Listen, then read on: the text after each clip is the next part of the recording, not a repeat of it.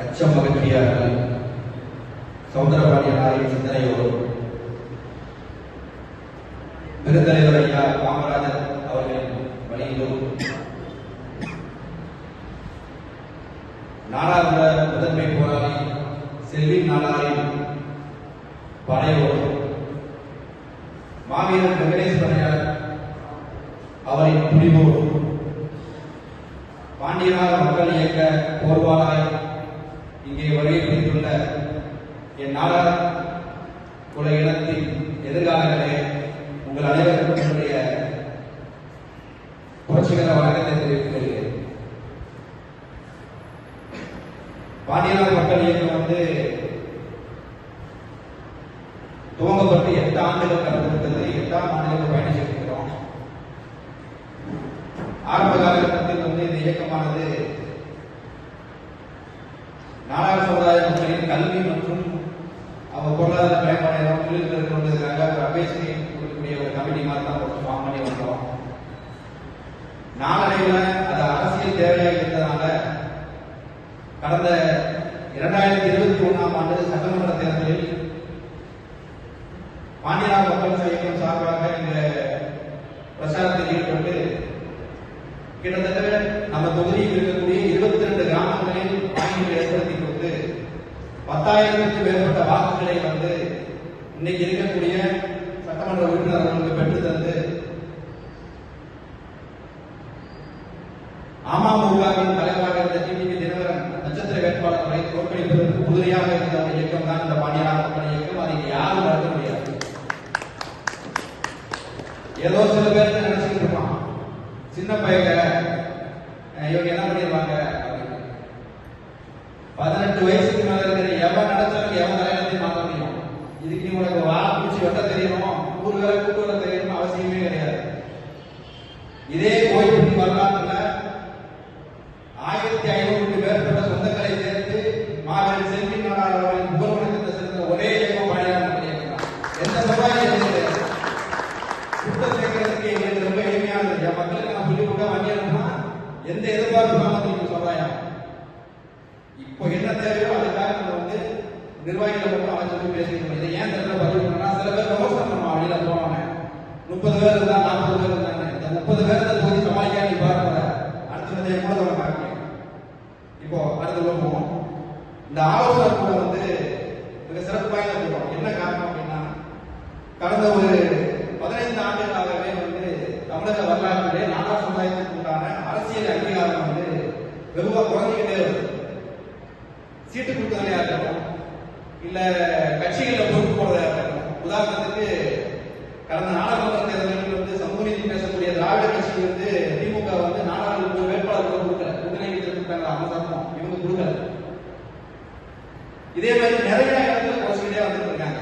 இப்போ நாடார் சமுதாயம் அரசியல் வெளிப்படையக்கூடாது, அவங்களை ஓரக்கட்டணும்னு சொல்லி ஒரு குரூப் திராவிட கட்சிகள் உள்ள வேலை பார்த்துட்டு இருக்காங்க. இது மறைமுகமா நடந்துட்டு இருக்கு.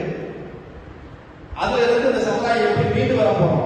அதுக்கு முதற்கட்டமாக நம்முடைய கோயில்பட்டி சட்டமன்ற தொகுதி, ராஜ்குளம் சட்டமன்ற தொகுதி மற்றும் ஓட்டப்பிடாரம் தொகுதி, இந்த 3 தொகுதியை நம்ம இயக்கம் சார்பாக தேர்வு செய்து அந்த தொகுதிகளில் வசிக்கக்கூடிய நம்ம சொந்தங்களின் வீட்டுகளுக்கு ஒவ்வொரு வீட்டுக்கும் நேரடியாக நம்ம மக்களை சந்திச்சு அவர்களுக்கான குறைகளை கேட்டறிந்து அரசியல் அவர்களுக்கான அங்கீகாரத்தை உருவாக்குவதற்கு நம்ம பிள்ளைகளையே நம்ம உருவாக்க போறோம்.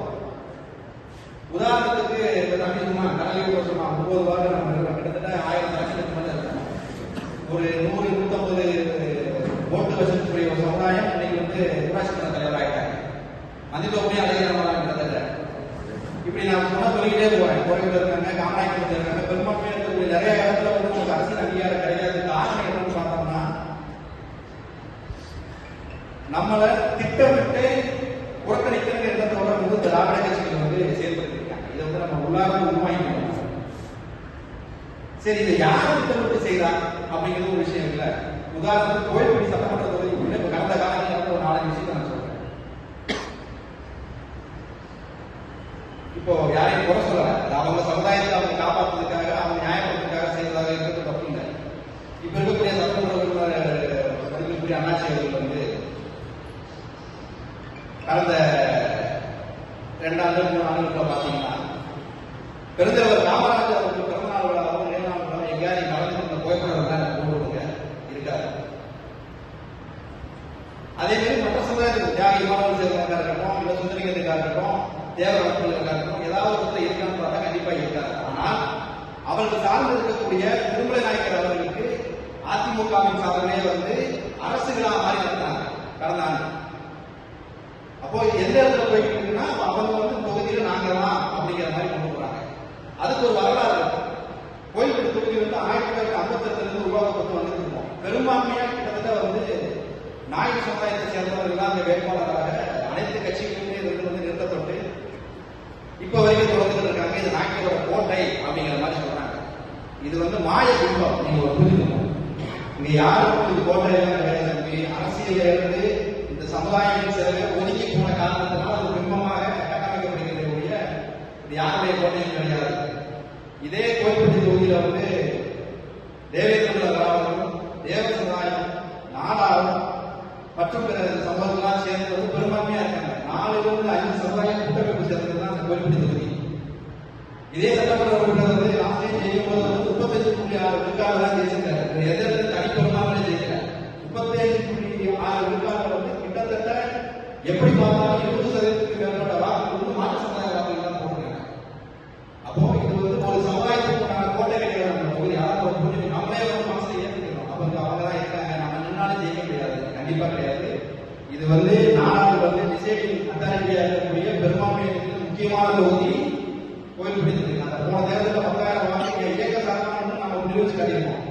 ஒட்டுமொத்த நாடாக நான் சந்திக்கல.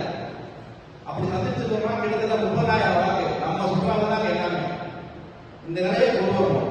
இது அவங்களோட குறைகள் சட்டமன்ற உறுப்பினர் யாரையும் குறை சொல்ல இல்லை. அவங்க சமுதாயத்துக்கு பாடுறாங்க. அதே மாதிரி நம்ம சமுதாயத்துக்கு நம்ம பாடுறதுங்கிறத நான் கேட்கிறேன்.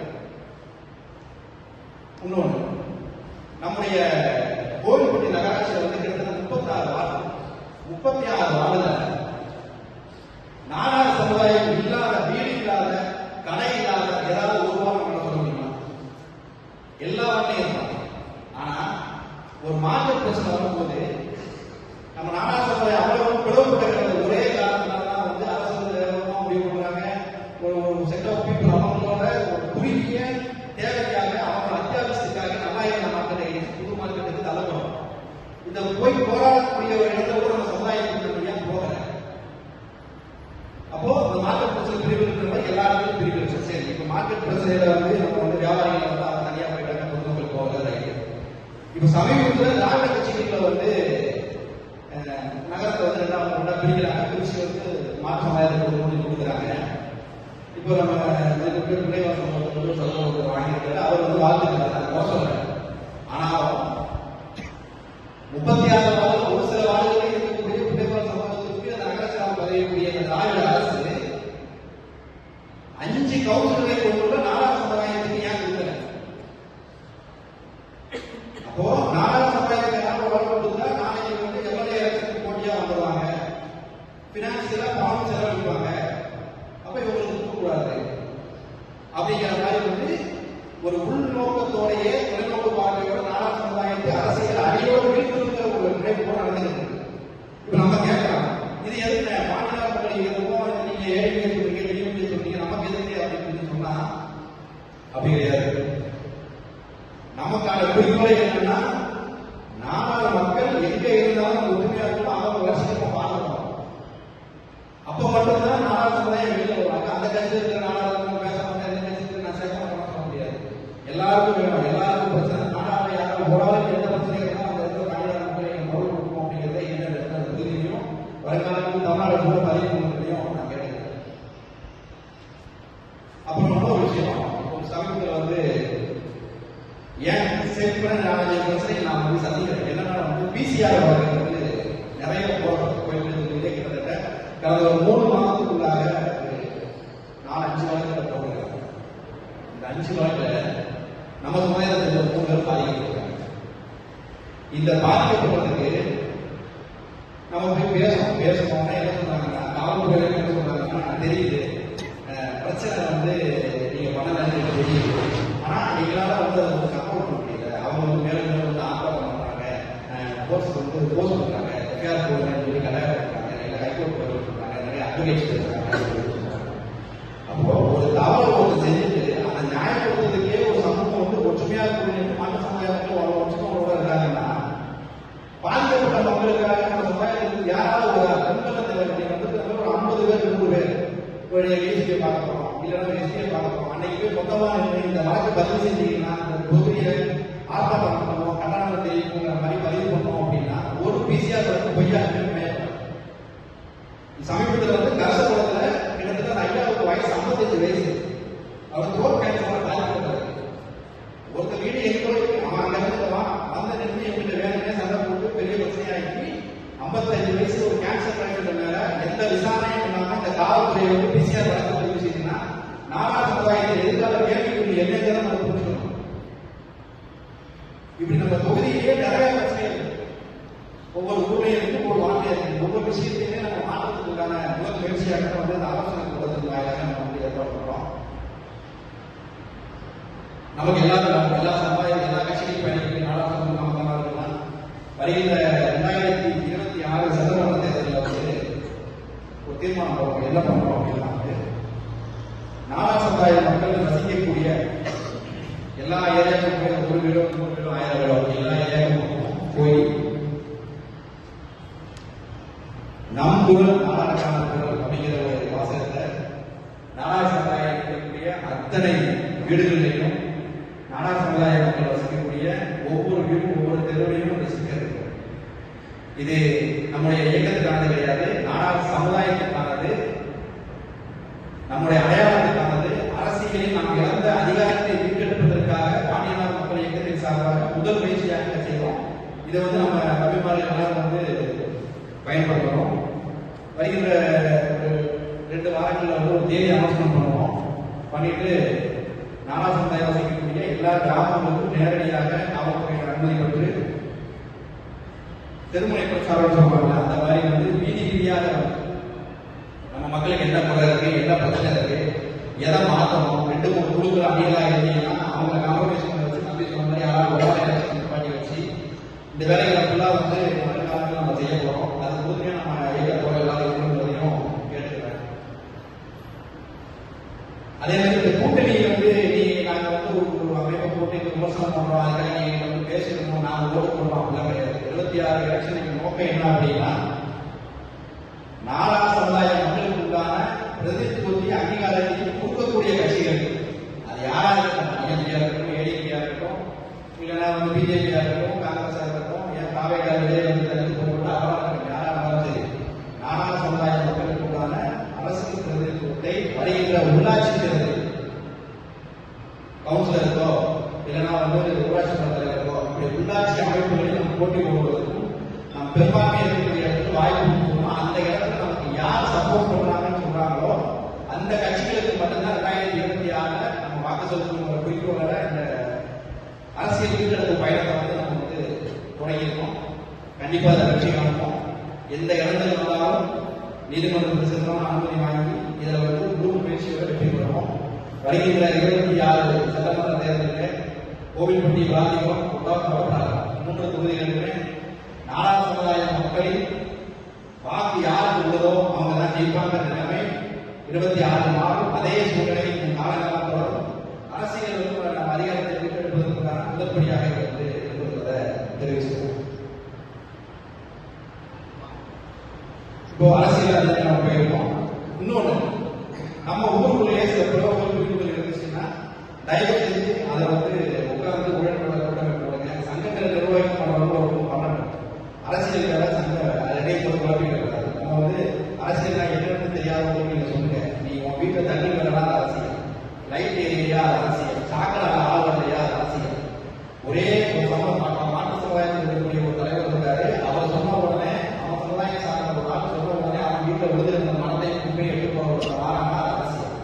இந்த அரசியலை நீங்க பழங்க. இது நமக்கான அப்படின்னாங்க நம்ம வீட்டுல இருந்து ஒருத்தர் வந்தா மட்டும்தான் இதை மாற்ற முடியும். சரியா? இந்த முயற்சியை நம்ம வருகிற 26 சட்டமன்ற தேர்தலில் செஞ்சு நம்முடைய நாடார் சமுதாயத்துக்கு பிரதிநிதித்துவத்தை கொடுக்கக்கூடிய அமைப்புகளோ கட்சிகளோ யாராக இருந்தாலும் அவங்களுக்கு வந்து 26 நம்ம ஆதரவு தெரிவிக்கணும் என்பதை அந்த அற்புத நிலைப்பாடு செய்வோம். அதே மாதிரி இன்னொரு விஷயம் இருந்துச்சு. ஆரம்ப காலத்தில் திமுக நம்ம கோயிலுக்கு ஈவே வலியுறுத்த நாடாளர்கள் வந்து சொல்றேன். ஈவே வலியுறுத்த நாடாளர்கள் வந்து எம்ஜிஆர் கட்சி ஆரம்பிக்க போகும்போது அவைத்தலைவராக இருந்தது. ஜெயலலிதா அவர்கள் வந்து கட்சியில பொறுப்பேற்றதும் அவரும் அவைத்தலைவராக இருந்தார். அவர் இறக்கும் தருவாய் வரையும் அண்ணா திராவிட முன்னேற்ற கழகத்தின் அவைத்தலைவராக ஈவே வலியுறுத்த நாடாளர்கள் அப்படி ஒரு பேருந்தும் ஊருக்கு வந்து நடாயிருந்தா அந்த கோயிலுக்கு அவருக்கு அப்புறம் இப்ப வரைக்கும் யாருமே வந்து ஒரு நாடார் சமுதாயத்தை அதிமுக வயதான தலைமை பொறுப்பு நாளைக்கு யாருமே கொடுக்கல. அது வேதாந்த தெரியும். இதே மாதிரி திராவிட முன்னேற்ற கழகத்திலையும் வந்து அம்மா சர்வா பாண்டியன் சொல்லிட்டு துணை பொதுச் செயலாளராக வந்து ஆரம்ப காலத்தில் கலைஞர் அவங்க ஒரு செய்தி இல்லாமல் போனதுக்கு அப்புறம் இப்ப வரைக்கும் திராவிட கட்சிகளிலையுமே எந்த பொறுப்பிலுமே மேலிட்ட பொறுப்புல நாடார் சமுதாயத்துக்கு கொடுக்கல. சீட்டே கொண்டு நான் யோசிக்கிறது இருந்தாலும் சொல்றேன். இங்க நிறைய உறவுகள் வந்து நாடார் சமுதாயம் வந்து சுரண்டப்பட்டு அழிவு ஐக்கியப்பட்டதாக இருக்கிறோம். தயவு செஞ்சு இதெல்லாம் நம்ம புரிஞ்சுக்கிட்டு நாடாளுமன்றத்தின் வெற்றிக்காக நாடார் சமுதாய மக்களின் வெற்றிக்காக நம்ம பாடுபடுறதை கேட்டுக்கிட்டு இறுதியா நம்ம உலகத்தில் வந்து சொல்றேன். நீங்க பின்னால் மட்டும் சொல்லி என்னுடைய உரையை சொல்லுங்க. நம் குரல்